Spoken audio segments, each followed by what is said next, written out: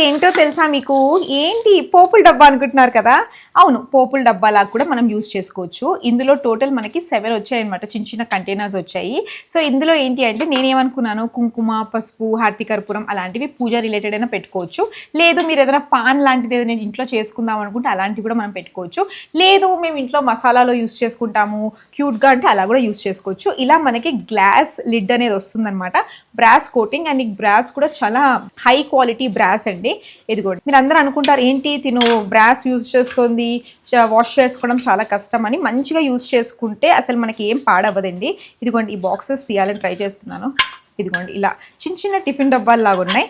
So ఇలా containers అన్నీ మనం ఇలా సెపరేట్ చేసుకొని ఇందులో కూడా ఏమైనా పెట్టుకోవాలంటే పెట్టుకోవచ్చు. ఇలాంటివి యూజ్ చేసేటప్పుడు టిష్యూ ఇదే సైజులో కట్ చేసి పెట్టినట్టయితే మన ఐటమ్ అనేది పాడవదనమాట. అండ్ వాష్ చేసుకోవడం కూడా చింతపండు నిమ్మకాయతో వాష్ చేసుకోవచ్చు, లేకపోతే పీతాంబరితో వాష్ చేసుకుంటే బాగుంటుంది. సో మీకు కూడా ఇలాంటి ప్రోడక్ట్ కావాలి అంటే డిస్క్రిప్షన్లో లింక్ ఉంటుంది, దాంతో బై చేసుకోండి. నేను ఇంకా ఇలాంటి రిలేటెడ్ ప్రోడక్ట్స్ పెడతాను. మీకు కావాలంటే కొంచెం చిన్న సైజు పెద్ద సైజు కూడా తీసుకోవచ్చు. నాకు ఇది ప్రోడక్ట్ పడింది 800 రూపీస్కి తీసుకున్నానండి. బట్ నేను తీసుకున్న పర్పస్ ఏంటి అంటే షోలో పెట్టుకుందాం, ఎందుకంటే మా క్రాకరీ యూనిట్ మొత్తం మీరు చూసినట్టయితే ఎక్కువ బ్రాస్ ఐటమ్స్ ఉన్నాయి కాబట్టి బ్రాస్ కలెక్షన్లో నేను తీసుకున్నాను.